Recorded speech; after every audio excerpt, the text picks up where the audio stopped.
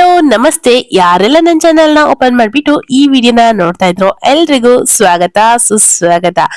ಇವತ್ತು ಯಾವ ವಿಡಿಯೋ ಮಾಡ್ತಾ ಇರೋದು ಅಂದ್ರೆ ಒಂದೊಳ್ಳೆ ಫರ್ಟಿಲೈಸರ್ ವಿಡಿಯೋನ ಮಾಡ್ತಾ ಇದೀನಿ. ಅದು ನಾವು ಕಿಚನ್ ಅಲ್ಲಿ ವೇಸ್ಟ್ ಅಂತ ಬಿಸಾಕುವ ಅಕ್ಕಿ ಬೇಳೆ ತೊಳೆದಿರುವಂತ ನೀರು. ಇದನ್ನ ನಾವು ಸರಿಯಾದ ಪ್ರಮಾಣದಲ್ಲಿ ಕೊಡ್ಬೇಕಾಗತ್ತೆ ಗಿಡಗಳಿಗೆ. ಇಲ್ಲ ಅಂದ್ರೆ ಗಿಡಗಳಿಗೆ ಡ್ಯಾಮೇಜ್ ಆಗುವಂತ ಚಾನ್ಸಸ್ ಕೂಡ ಇರುತ್ತೆ. ಆದ್ರೆ ನಾನು ಈ ಅಕ್ಕಿ ಮತ್ತೆ ಬೇಳೆ ತೊಳೆದಿರುವಂತ ನೀರಿನ ಪವರ್ ಡಬಲ್ ಆಗ್ಲಿ ಅನ್ಕೊಂಡು ಒಂದೊಳ್ಳೆ ಮ್ಯಾಜಿಕ್ ಲಿಕ್ವಿಡ್ ನ ಯೂಸ್ ಮಾಡಿದೀನಿ.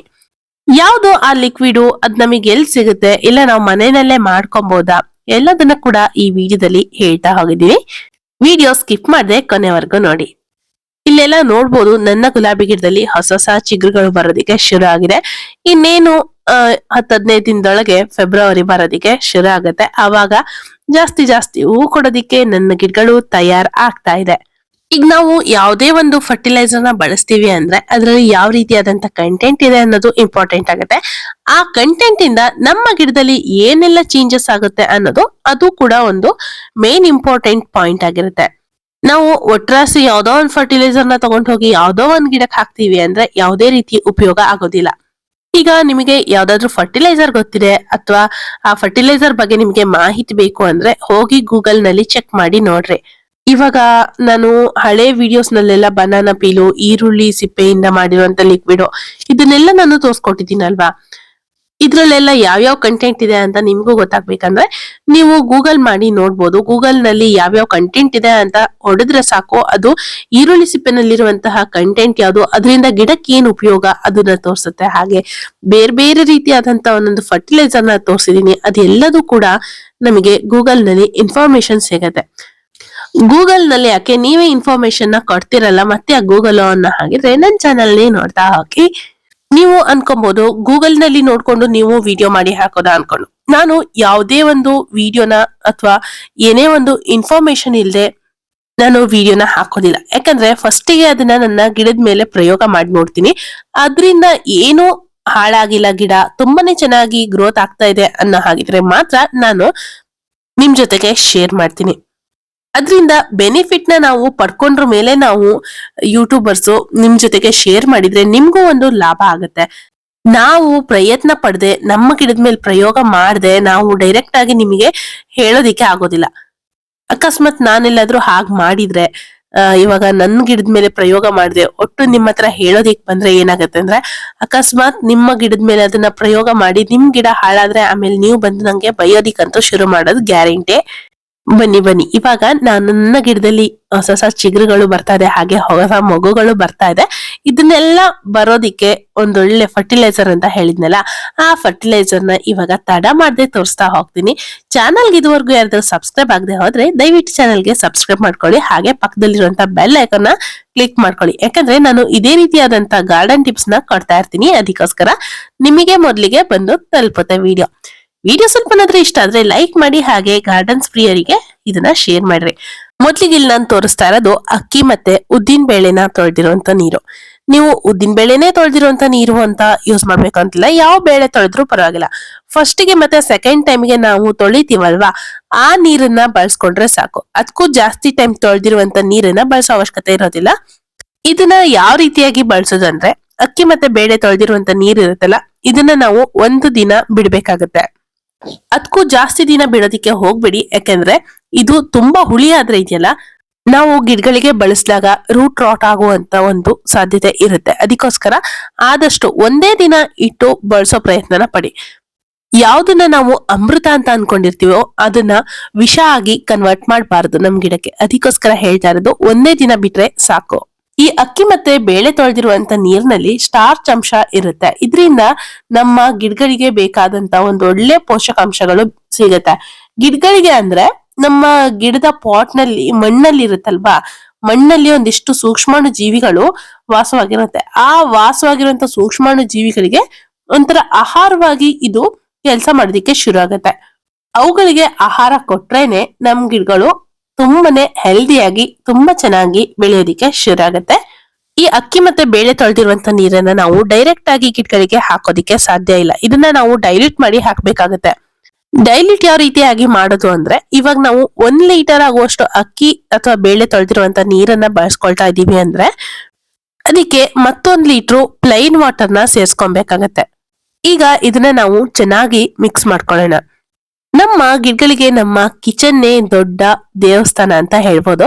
ಯಾಕಂದ್ರೆ ವೇಸ್ಟ್ ಆಗುವಂತ ವಸ್ತು ಎಲ್ಲದು ಕೂಡ ನಮ್ಮ ಗಿಡಗಳಿಗೆ ಒಂದು ಜೀವ ಕಳೆನ ತರುವಂತಹ ಒಂದು ಕೆಲಸ ಮಾಡುತ್ತೆ. ಅದಕ್ಕೋಸ್ಕರ ಈಗ ಇದ್ರ ಜೊತೆಗೆ ಒಂದು ಮ್ಯಾಜಿಕ್ ಲಿಕ್ವಿಡ್ ನ ನಾವು ಸೇರ್ಸೋಣ. ಅವಾಗ ಡಬಲ್ ಬೂಸ್ಟ್ ಆಗಿ ಕೆಲಸ ಮಾಡುತ್ತಿದ್ದೋ. ಯಾವ್ದಪ್ಪ ಮ್ಯಾಜಿಕ್ ಲಿಕ್ವಿಡ್ ಅಂದ್ರೆ ಇದು ಜೀವಾಮೃತ ಅನ್ಕೊಂಡು. ಹೆಸರೇ ಹೇಳುವಂತೆ ಜೀವ ಅಮೃತ, ಗಿಡಗಳಿಗೆ ಜೀವದಲ್ಲಿ ಅಮೃತವನ್ನು ತುಂಬುವಂತ ಕೆಲಸ ಮಾಡುತ್ತಿದ್ದೋ. ಜಾಸ್ತಿ ಹಾಕಿದ್ರೆ ಅಮೃತನು ವಿಷ ಆಗ್ಬಿಡುತ್ತೆ. ಯಾಕಂದ್ರೆ ನಾನು ಮೊದ್ಲಿಗೆ ನನಗೆ ಬಳಸಕ್ ಗೊತ್ತಿಲ್ಲದೆ ಇರೋ ಟೈಮ್ ನಲ್ಲಿ ಒಂದು ರಾಶಿ ಹಾಕೊಂಡು ಕೆಲವೊಂದಿಷ್ಟು ಗಿಡನ ಕಳ್ಕೊಂಡಿದ್ದೆ. ಅದಕ್ಕೋಸ್ಕರ ಹೇಳ್ತಾ ಇರೋದು, ಅದಕ್ಕೆ ಸರಿಯಾದ ಪ್ರಮಾಣದಲ್ಲಿ ನಾವು ಬಳಸಲೇಬೇಕಾಗತ್ತೆ. ಎಷ್ಟು ಬಳಸಬೇಕು ಅನ್ನೋ ಮಾಹಿತಿನ ಇವಾಗ ಹೇಳ್ತಾ ಹೋಗ್ತೀನಿ ನೋಡಿ. 1 ಲೀಟರ್ಗೆ ಇಲ್ಲಿ ನಾನು 5 ml ಆಗುವಷ್ಟು ಬಳಸ್ಕೊಳ್ತಾ ಇರೋದು. ನನ್ನ ಹತ್ರ ಇವಾಗ ಅಕ್ಕಿ ಬೇಳೆ ತೊಳೆದಿರುವಂತ ನೀರು, ಡೈಲ್ಯೂಟ್ ಆಗಿರುವಂತ ನೀರು 6 ಲೀಟರ್ ಇದೆ. ಅದಕ್ಕೋಸ್ಕರ ನಾನಿಲ್ಲಿ 30 ml ಆಗುವಷ್ಟು ಈ ಜೀವಾಮೃತನ ಸೇರಿಸ್ಕೊಳ್ತಾ ಇದ್ದೀನಿ. ಈ ಜೀವಾಮೃತ ನಿಮಗೆ ಆನ್ಲೈನ್ ನಲ್ಲಿ ಕೂಡ ಸಿಗತ್ತೆ. ಇಲ್ಲ ಅಂತಾದ್ರೆ ಮನೆಯಲ್ಲಿ ಕೂಡ ನೀವು ಇದನ್ನ ತಯಾರಿ ಮಾಡ್ಕೊಬಹುದು. ಈ ಜೀವಾಮೃತನ ಮನೆಯಲ್ಲಿ ಯಾವ ರೀತಿ ತಯಾರು ಮಾಡ್ಬೋದು ಅಂದ್ರೆ, 1 ಮುಷ್ಟಿ ಆಗುವಷ್ಟು ಸಗಣಿ, 200 ml ಆಗುವಷ್ಟು ಗೋಮೂತ್ರ, 1 ರಿಂದ 2 ಚಮಚ ಆಗುವಷ್ಟು ಬೆಲ್ಲ, 1 ಚಮಚ ಆಗುವಷ್ಟು ಯಾವ್ದಾದ್ರು ಹಿಟ್ಟು. ಇವಾಗ ಕಡಲೆ ಹಿಟ್ಟಾಗಿರ್ಬೋದು ಅಥವಾ ಚಪಾತಿ ಹಿಟ್ಟು ಯಾವ್ದೆಲ್ಲ ಇರುತ್ತೆ ನೋಡಿ, ಅದ್ ಯಾವ್ದಾದ್ರು 1 ಚಮಚ ಆಗುವಷ್ಟು ಹಿಟ್ಟು. ಇದಿಷ್ಟನ್ನು 10 ಲೀಟರ್ ನೀರಿನಲ್ಲಿ ಹಾಕೊಂಡು ನಾವು ಚೆನ್ನಾಗಿ ಕಲ್ಸ್ಬೇಕಾಗತ್ತೆ. ಚೆನ್ನಾಗಿ ಕಲ್ಸ್ಬಿಟ್ಟು ಒಂದ್ ಬಕೆಟ್ ನಲ್ಲಿ ಹಾಕಿ ಮುಚ್ಚಳನ ಮುಚ್ಚಿ ಇಡ್ಬೇಕಾಗತ್ತೆ. ಆದ್ರೆ ಫುಲ್ ಏರ್ ಟೈಟ್ ಆಗಿ ಹಾಕ್ಬಾರ್ದು ಮುಚ್ಚಳನ. ಇದನ್ನ ನೆರಳಲ್ಲಿ ಇಟ್ರೆ ಸಾಕು. 1 ರಿಂದ 2 ದಿನ ಬಿಟ್ರೆ ಜೀವಾಮೃತ ಅನ್ನೋದು ರೆಡಿ ಆಗುತ್ತೆ. ಜೀವಾಮೃತ ಅನ್ನೋದು ತುಂಬಾ ಹಳೇದಾಗ್ತಾ ಹೋದಂಗೂ ಪವರ್ ಅನ್ನೋದು ಜಾಸ್ತಿ ಆಗ್ತಾ ಹೋಗುತ್ತೆ. ನಾನ್ ಇವತ್ ತೋರಿಸಿರುವಂತ ಜೀವಾಮೃತ ತುಂಬಾ ಹಳೇದು. ಅದಕ್ಕೋಸ್ಕರ ನಾನು ಸ್ವಲ್ಪ ಪ್ರಮಾಣದಲ್ಲಿ ಮಾತ್ರ ಬಳಸ್ಕೊಂಡಿರೋದು. ಇವಾಗ ನಾನು ಇಲ್ಲಿ ಈ ಜೀವಾಮೃತನ ನಾನೊಂದಿಷ್ಟು ಮೆಣಸಿನ ಗಿಡನ ನೆಟ್ಟಿಟ್ಟಿದ್ದೆ. ಆದ್ರೆ ಅದಕ್ಕೆ ಆರೈಕೆ ಮಾಡಕ್ ಆಗದೆ ಹೋಗಿತ್ತು. ಆದ್ರೆ ಈಗ ಅದೆಲ್ಲ ಏನಾಗಿದೆ ಅಂದ್ರೆ ಒಂಥರ ಮೊರಟು ರೋಗ ಬಂದಂಗಾಗಿದೆ. ಅದಕ್ಕೋಸ್ಕರ ಈ ಗಿಡಕ್ಕೆ ಈ ಜೀವಾಮೃತನ ಹಾಕೊಳ್ತಾ ಇದ್ದೀನಿ. ಜೀವಾಮೃತದಲ್ಲಿ ನಮ್ ಗಿಡಗಳಿಗೆ ಬೇಕಾಗಿರುವಂತ ಎಲ್ಲಾ ಅಂಶಗಳು ಇದ್ರಲ್ಲಿ ಒಂದ್ರಲ್ಲೇ ಸಿಕ್ಕೋಗತ್ತೆ. ಅದಕ್ಕೋಸ್ಕರ ಇದೊಂಥರ ಬೂಸ್ಟರ್ ಆಗಿ ಕೆಲಸ ಮಾಡುತ್ತೆ.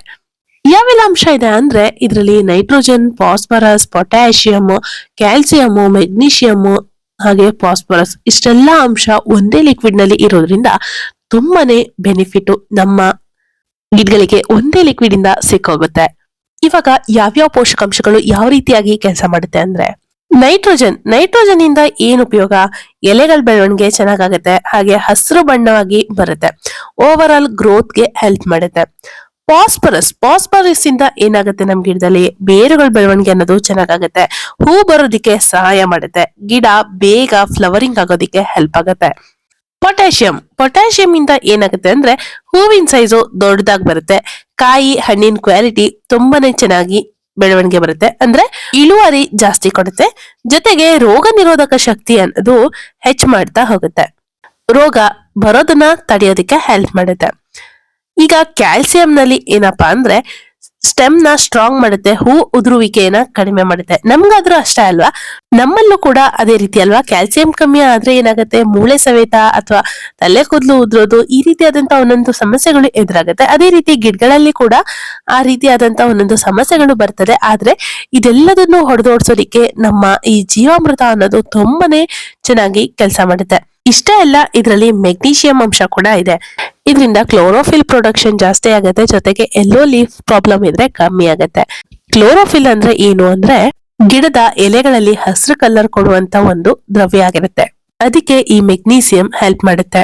ಸಲ್ಫರ್ ಕಂಟೆಂಟ್ ಕೂಡ ಈ ಜೀವಾಮೃತದಲ್ಲಿ ಇದೆ.